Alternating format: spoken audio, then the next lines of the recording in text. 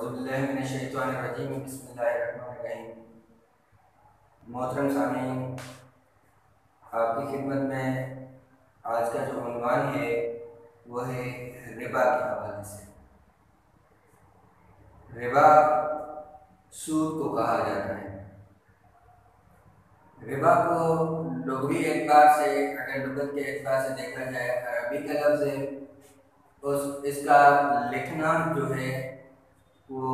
3 طریقے سے ہوتا ہے۔ ربا، رے، با، الف سے بھی ربا لکھا جاتا ہے، رے، با اور واو سے بھی ربا ہی لکھا جاتا ہے، رے، با اور یا سے بھی ربا ہی لکھا جاتا ہے۔ لیکن تینوں صورتوں میں با پہ کھڑی زبر آتی ہے تو پڑھا ربا ہی جاتا ہے۔ اس حوالے سے ربا کی معنی ہے کسی چیز کا زیادہ کرنا یا بڑھ جانا۔ ربا جو ہمارے معاشرے میں ہے یہ سب سے بڑی بیماری ہے اور اس کے معاشی اور معاشرتی بڑے نقصانات ہیں۔ شریعت اسلام نے اس کو حرام قرار دیا ہے، جبکہ ابتداء اسلام میں اور اسلام سے قبل حضور کریم صلی اللہ علیہ وسلم نے ربا کو حرام قرار دیا تھا اسلام کی بنیاد پر۔ اس سے پہلے جو عرب قوم تھی اس میں ربا زیادہ ہوا کرتا تھا۔ جو غریب تھے وہ غریب تر ہوتے جا رہے تھے، جو امیر تھے وہ امیر تر ہوتے جا رہے تھے۔ انسانیت کا یہ سرعام جو نقصان ہے اور انسانیت کی بقا اور اس کی حفاظت کے لیے اسلام نے جو قانون جوڑے ہیں وہ ہر انسان کے لیے مفید بھی ہیں اور ہر انسان کی زندگی کی آسائش کے لیے بھی بہت ہی کارآمد ہیں۔ تو اسی حوالے سے اسلام نے ہمیشہ ہر انسان کی مدد اور اس کو حق دلانے کے لیے شریعت اسلام کو نافذ کیا، اور وہی شریعت حضور اکرم صلی اللہ علیہ وسلم نے بیان کی اور مسلمانوں کو اس کی تاکید کی تاکہ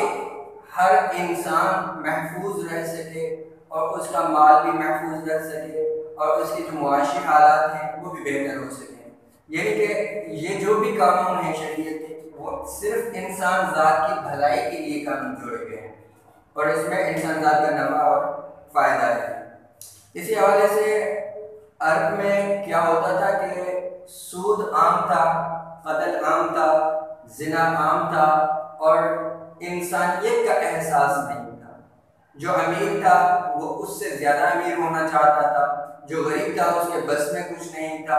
حضرت محمد مصطفیٰ صلی اللہ علیہ وسلم نے آ کر اس فرق کو مٹایا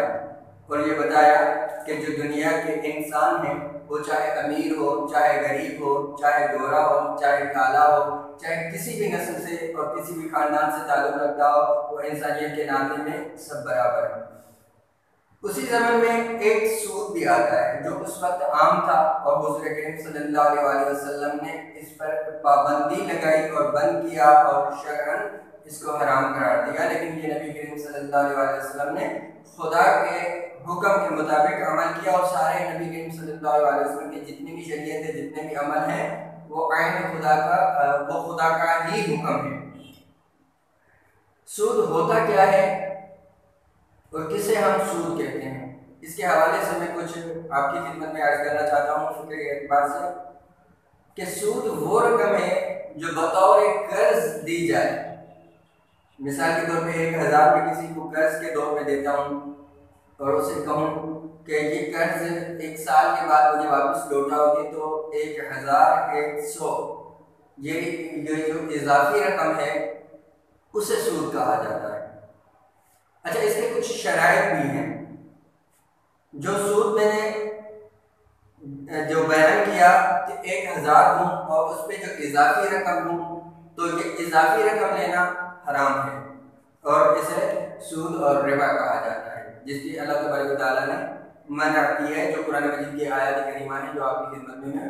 پڑھوں گا اور اس کی احادیث کے حوالے سے بھی آپ کی خدمت میں عرض کروں گا کہ اگر یہی 1000 روپیہ جو میں نے دیا ہے بطور قرض دوں تو اس کا ثواب زیادہ ہوتا ہے۔ اس حوالے سے میں ایک چھوٹی سی چیز عرض کرنا چاہتا ہوں کہ ایک ہوتا ہے فی سبیل اللہ دینا، ایک ہوتا ہے قرض دینا، ایک ہوتا ہے سود دینا۔ سود کے طور پہ جو میں دیتا ہوں وہ مجھے بڑھ کے ملتا ہے، جو بطور قرض دیتا ہوں وہ اتنا ہی ملتا ہے جتنا میں نے دیا ہے، اور جو فی سبیل اللہ میں راہ خدا میں دے دیتا ہوں وہ مجھے واپس کچھ بھی نہیں ملتا۔ ان تینوں کے درجے الگ ہیں۔ جو سود ہے وہ حرام ہے شرعاً،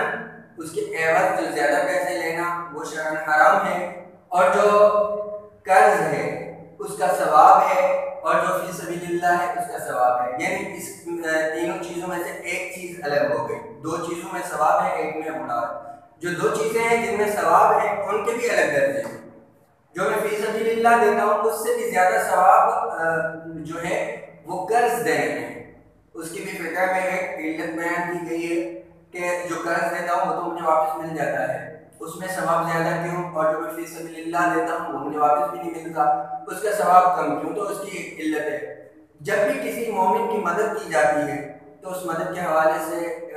ایک چیز نظر میں رکھی جاتی ہے کہ وہ ایک مجبور انسان ہے، مستحق انسان ہے جس کی میں مدد کر رہا ہوں۔ تو جو فی سبیل اللہ دیتے ہیں، دیکھیں جس کو واپس نہیں لوٹانا اور وہ پیسے لے رہا ہے، فی سبیل اللہ لے رہا ہے، تو وہ جو اس میں خرچ کرے گا، تصرف کرے گا، وہ اتنا احتیاط سے تصرف نہیں کرے گا کیونکہ اسے واپس لوٹانے ہی نہیں ہے۔ ممکن ہے کہ وہ مجبور ہو، ممکن ہے کہ مجبور نہ ہو، ممکن ہے صحیح جگہ پہ پیسے خرچ کرے، ممکن ہے صحیح جگہ پہ پیسے نہ بھی خرچ کرے، لیکن جو بطور قرض دے رہا ہوں وہ یقین ہو جاتا ہے مجھے کہ جو مجھ سے بطور قرض لے رہا ہے کہ یہ مجبور ہے۔ اور دوسری بات یہ ہے کہ جو وہ خرچ کرے گا وہ بھی احتیاط سے خرچ کرے گا اور جائز جگہ پہ خرچ کرے گا، تقریباً ایسا ہوتا ہے۔ تو جہاں پہ مجبور انسان کی مدد کی جاتی ہے وہاں اس میں زیادہ ثواب ہوتا ہے، اسی نقطے کو نظر رکھتے ہوئے۔ اور دوسری جو چیز میں بیان کرنا چاہ رہا ہوں کہ ایک ربا جو مشروط ہو دیتے وقت، جو قرض کا طور طریقہ ہے کہ میں کسی کو 1000 روپے دوں اور واپس میں مجھے 1000 واپس کرے تو یہ قرض ہوگا، اور 1000 دوں اس کا اضافی رقم کا مطالبہ کروں، شرط لگاؤں کہ میں 1000 دیتا ہوں، 1100 روپے ایک سال کے بعد واپس لوں گا، یا 1,00,000 روپے تمہیں دیتا ہوں، 1,10,000 تم سے ایک سال کے بعد واپس کروں گا، تو یہ سود ہو جاتا ہے اور اس کی اضافی رقم نہیں لینی چاہیے۔ اس کے علاوہ کچھ احادیث ملتی ہیں، جیسے حضرت رسول خدا صلی اللہ علیہ وسلم نے جابر نے جو نبی کریم صلی اللہ علیہ وسلم کی طرف سے ایک اونٹ دیا تھا، تو جب نبی کریم صلی اللہ علیہ وسلم نے اسے واپس لوٹایا تھا تو اونٹ کی رقم سے زیادہ رقم اسے دی تھی۔ اب یہ چونکہ مشروط نہیں تھی، شرط نہیں رکھی گئی تھی کہ آپ مجھے زیادہ دو گے، کہ اس کی مثال عام میں ایسے دے دوں کہ میں 1000 کسی کو دیتا ہوں، یہ کوئی بھی شرط نہیں رکھتا، میں کہتا ہوں کہ ایک سال کے بعد مجھے 1000 ہی واپس لوٹانا، لیکن وہ 1050 یا 1100 روپے مجھے واپس لوٹاتا ہے۔ وہ کہتا ہے کہ یہ 100 روپے جو ہے وہ آپ کو تحفہ میں واپس کیے ہیں، اور 1000 جو آپ کا قرضہ تھا وہ میں نے آپ کو واپس کیا ہے۔ تو جو تحفہ میں لے رہا ہوں اس کے بھی کچھ اقوال ہے، قول ہے کہ یہ ظاہراً لینا چاہیے یا ظاہراً نہیں لینا چاہیے، اس کے حوالے سے بحث نہیں کرنا چاہتا، ورنہ یہ جو باتیں بہت طویل ہو جائے گی اور دامن وقت میں اتنی گنجائش نہیں ہے، اس لیے اس کو میں کچھ مختصر کرتے چلتا ہوں کہ جو مجھے اضافی رقم ملتی ہے لیکن مشروط نہیں ہوتی، وہ ربا میں شامل نہیں ہوتی، لیکن جو چیز میں دیتا ہوں اور اس میں شرط لگاتا ہوں کہ مجھے اضافی ہو کے ہی ملے تو یہ ربا شامل ہوتا ہے۔ اب اس حوالے سے دوسری شرط یہ ہے کہ جنس کا جنس پہ اضافی لینا سود ہوتا ہے، لیکن اگر جنس تبدیل ہو جائے تو اضافی لینا سود نہیں ہوتا۔ جیسے کہ مثال کے طور پہ گندم اور چاول کے ریٹ مختلف ہیں۔ مثال کے طور پہ جو ہم گھروں میں چاول کھاتے ہیں، باسمتی چاول جو کھاتے ہیں، اس کی جو 1 کلو کی پرائس ہے، رقم ہے، وہ تقریباً 150 سے 200 روپے 1 کلو کے ہوتے ہیں، اور جو گندم ہوتی ہے اس کی پرائس جو ہے 50 روپے تک ہوگی شاید۔ تو اس حوالے سے اس ریٹ میں، اس بڑا ہی رقم میں فرق ہے۔ اگر 10 کلو گندم کسی کو دیتا ہوں، اس کے عوض میں جو 2 کلو 3 کلو چاول لیتا ہوں، یہ تو بات سمجھ میں آ گئی، لیکن اگر کسی کو میں 10 کلو چاول دیتا ہوں، کھانے والے چاول جو ہے، اور اس کے عوض میں سستی چیز اس سے کوئی چیز تبدیل کر کے لے رہا ہوں، اناج ہو یا کوئی اور چیز ہو جو اس کے بدلے میں دوسری چیز لے رہا ہوں، تو اس کا اضافی لینا یہ حرج نہیں ہے، کیونکہ ہر چیز کے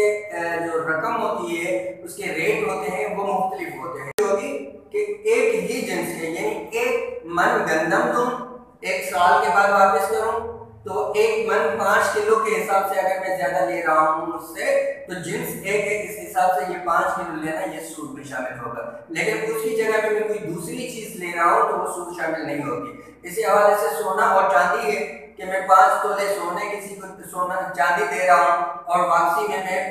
اس سے سونا لے رہا ہوں، یا میں نے جو سونا دیا ہے اس کے عوض چاندی لے رہا ہوں، تو ظاہر سی بات ہے سونے کی رقم جو زیادہ ہے چاندی کی رقم کم ہے، تو جو میں نے 5 تولہ سونا دیا ہے اس کے عوض اگر چاندی دوں گا تو وہ زیادہ ہی مجھے لینی پڑے گی، کیونکہ یہاں پہ جنس تبدیل ہے، اس لیے مجھے زیادہ لینا، یہ زیادتی جو ہے یہ سود میں شامل نہیں ہوتی۔ اس حوالے سے کچھ قرآن مجید کی آیات کریمہ ہیں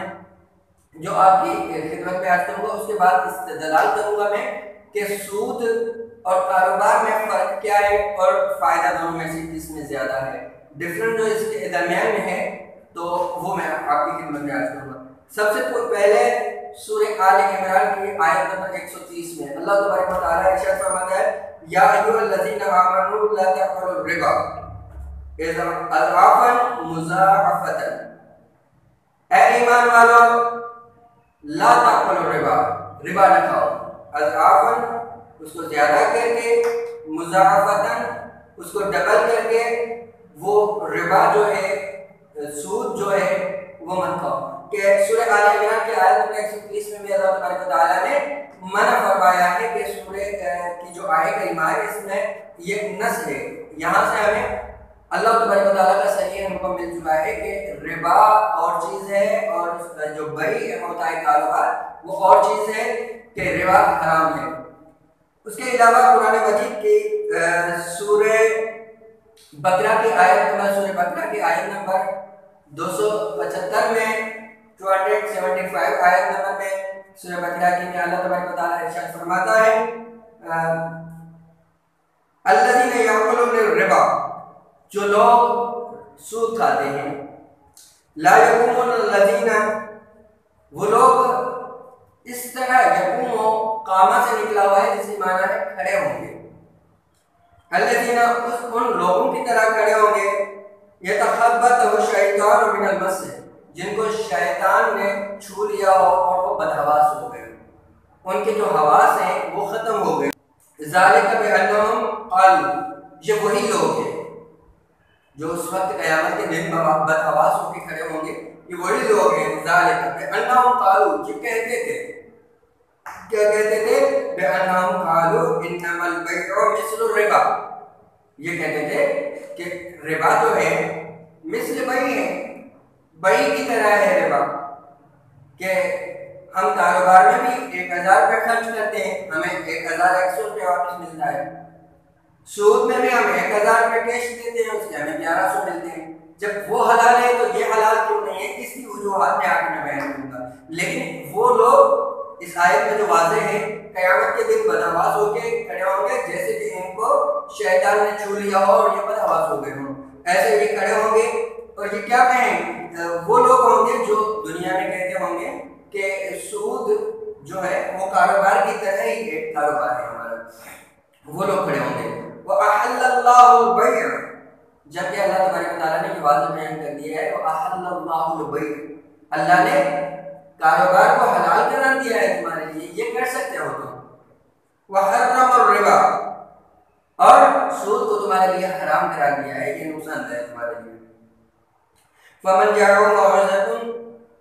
مِّن رَّبِّهِ، اور جو سود کو چھوڑ دیتے ہیں،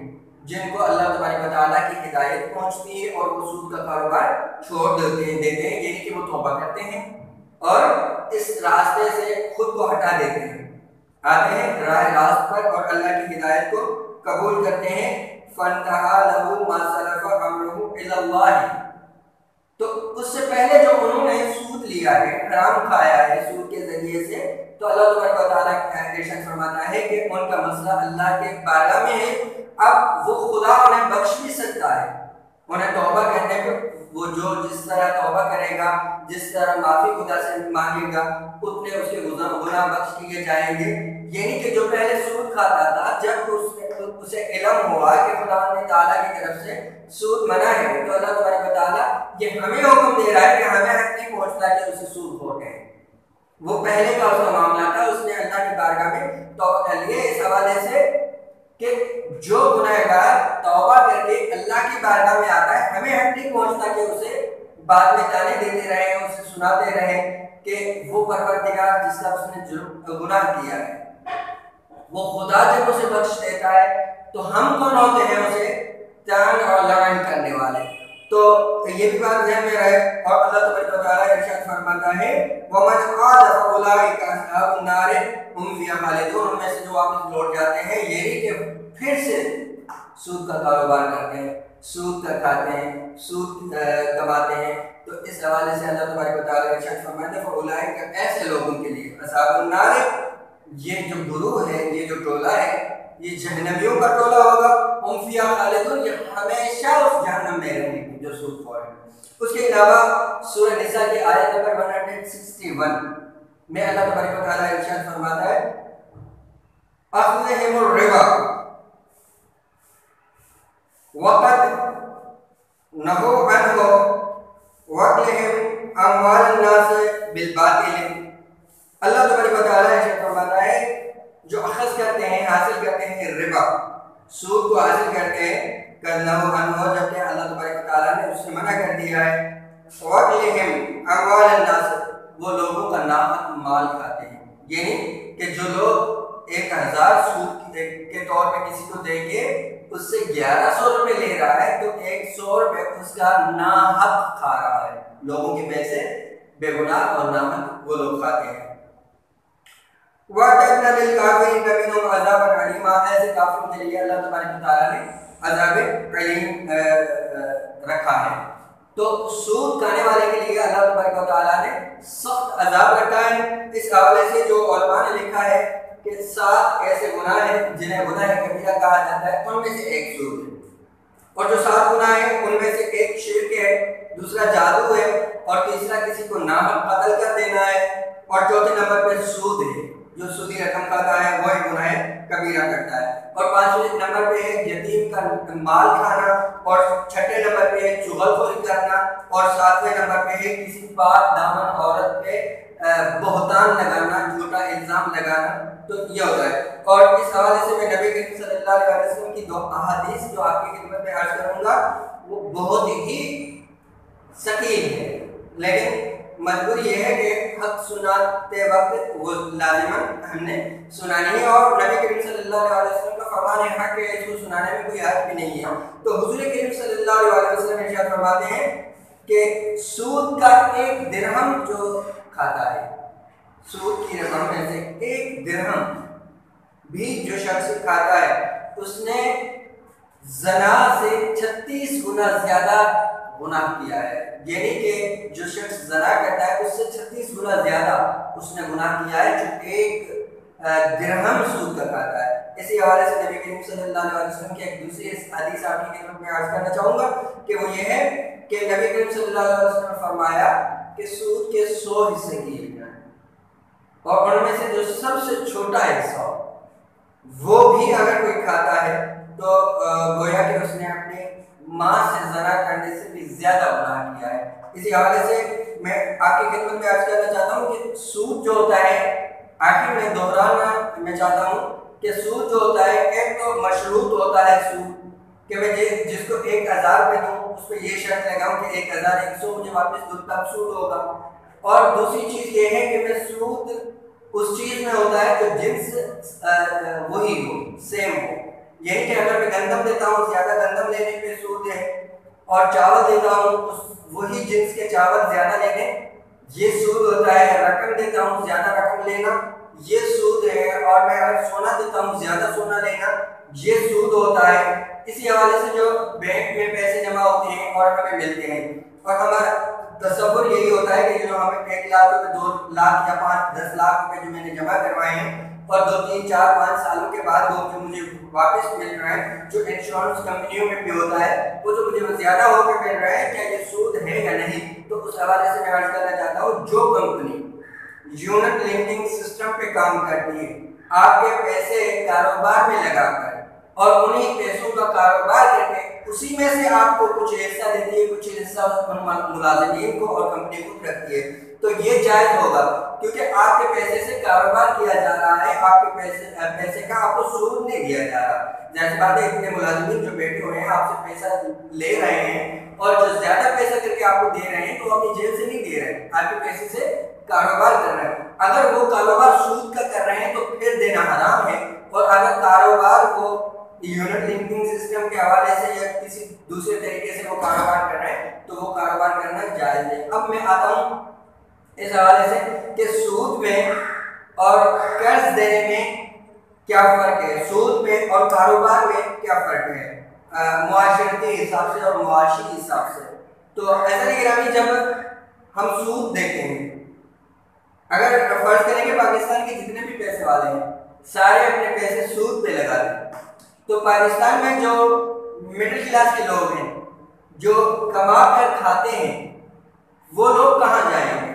ظاہر سی بات ہے جس کی فیکٹری ہے 10 لاکھ روپے کی ایک فیکٹری لگی ہوئی ہے، کوئی کروڑوں کی فیکٹری ہے، کوئی اربوں کی فیکٹری ہے، اس میں ملازمین کام کر رہے ہیں، جب یہ پیسے اپنے فیکٹری میں نہ لگائیں اور سود کے طور پہ رکھ دیں تو ان کو منافع ملتا رہے گا، تو نتیجہ کیا ہوگا کہ جو غریب عوام ہے وہ غریب تر ہو جائے گی، ان کے لیے کاروبار کے ان کے لیے روزگار کے مواقع بند ہو جائیں گے۔ اور دوسرا یہ ہے کہ جب وہ غریب ہو جائیں گے تب ظاہر سی بات ہے وہ انسان ہیں، کھائیں گے پیئیں گے، ان کی ضروریات ہیں، تو وہ سود بھی لیں گے۔ اگر سود لیتے ہیں تو انہیں زیادہ واپس دینا پڑ رہا ہے، جب ان کے پاس اتنے پیسے نہیں ہیں کہ کما کر کھائیں تو وہ زیادہ کہاں سے دیں گے؟ کہ سود پہ اگر مکمل رقم لگائی جائے، پاکستان کے تمام جو پیسے والے ہیں وہ سود پہ رقم لگا دیں، تو اس حوالے سے یہ نقصان ہوتا ہے جو غریب قوم ہے وہ پیسے واپس نہیں لوٹا سکتے۔ دوسری جانب آتے ہیں کاروبار کی، جو پاکستان کے پیسے والے ہیں سارے کاروبار میں پیسے لگائیں۔ اب سود میں تو ہمیں واضح ایک نقصان ملا کہ سارے پیسے اگر سود پہ لگاتے ہیں، اگر سود صحیح ہے تو سارے پیسے سود پہ لگا دیں، آسانی سے ہمیں پیسے مل رہے ہیں، تو اس میں ہم نے دیکھا کہ ہمیں نقصان ہو رہا ہے۔ اب یہی پیسے سارے کاروبار میں لگائیں، تو ایک شخص نے ایک فیکٹری کھولی، اس میں 1000 ملازم رکھے، تو 1000 ملازم جو کما رہے ہیں اس فیکٹری نے کما کر اس مالک کو بھی دیا، پہلے سود کے طریقے سے کھا رہا تھا تو اس کو نقصان ہو رہا تھا، دوسرا اب کاروبار کے حوالے سے کھا رہا ہے تو اس کا نفع ہو رہا ہے، وہ کیسے؟ اس حوالے سے دیکھیں کہ اس نے جو فیکٹری لگائی ہے منافع تو یہ فیکٹری بھی اس کو دے رہی ہے، اس کے علاوہ پاکستان کے معاشی حالات بھی بہتر ہو رہے ہیں کیونکہ 1000 لوگ کاروبار کے لگ گئے ہیں، اب ان کے گھر کا روزگار بھی یہی ہو گیا ہے۔ تو کہنے کا یہ مطلب ہے کہ سود کے حوالے سے لوگ بے روزگار ہو رہے تھے اور کاروبار کے حوالے سے لوگوں کا کھانا پینا لوگوں کو مل رہا ہے، ان کا روزگار چل رہا ہے، تو اس حوالے سے بھی اگر دیکھا جائے تو کاروبار میں نفع ہے، سود میں نہیں ہے۔ دوسری بات یہ ہے کہ یہ جو لوگ سود والے پیسے واپس لوٹائیں گے، جب کاروبار نہ ہو سود ہو تو یہ پیسے واپس نہیں لوٹا پائیں گے، اور جب بھوک اور پیاس بھوک میں اور تندرستی میں لوگ مریں گے تو ظاہر سی بات ہے حالات ملک کے خراب ہوں گے اور چوریاں ہوں گی، ڈاکے ہوں گے، لوگ قتل ہوں گے بھوک کی وجہ سے، تو یہ نقصان کس کا ہوا؟ چوری ہوگی کس کی ہوگی؟ غریب کی چوری ہوگی کیا؟ غریب کے پاس تو پیسہ نہیں ہے تو یہ چوری بھی امیر کی ہوگی، اگر پکڑا گیا تو غریب امیر کو بھی قتل کرے گا، اگر ڈکیتیاں ہوں گی وہ بھی امیروں کی ہوگی۔ تو جو لوگ کاروبار سود میں پیسے لگا رہے ہیں، کاروبار میں نہیں لگا رہے، اگر ایسا ماحول ہو جائے تو بھی ہمیں ملتا ہے کہ جو ظاہری جو نقصان ہے وہ بھی سود والوں کی طرف سے ہے۔ اب دوسری جانب کاروبار کی طرف آتے ہیں، تو جب لوگ کاروبار میں ہوں گے اور خوشحال ہوں گے، ان کا روزگار ہوگا، تو یہ جرائم جو ہیں یہ کم ہو جائیں گے اور تقریباً ختم بھی ہو جائیں گے۔ اور دوسری حوالے سے میں ایک بات عرض کرنا چاہتا ہوں آپ کی خدمت میں کہ سود اور کاروبار میں ایک یہ واضح فرق ہے کہ جو لوگ سود کھاتے ہیں وہ بغیر محنت کے کھاتے ہیں، اور جو کاروبار کرتے ہیں وہ محنت سے کرتے ہیں۔ اب جو کاروبار کرتے ہیں وہ محنت سے کرتے ہیں. اللہ تبارک و تعالیٰ نے انسان کو محنت کے لیے پیدا کیا ہے, کوشش کے لیے پیدا کیا ہے, اسٹرگل کے لیے پیدا کیا ہے. تو جب یہ انسان جس کام کے لیے پیدا ہو اور وہ کام نہ کریں تو وہ انسان ہی کہلانے کے لائق نہیں رہتے, کیونکہ یہ انسان اشرف مخلوقات اس لیے بنایا کہ یہ محنتی انسان ہے. اور انشاءاللہ تعالیٰ اس کے حوالے سے میں آگے بھی آپ کی خدمت میں عرض کرتا رہوں گا. والسلام علیکم ورحمۃ اللہ وبرکاتہ.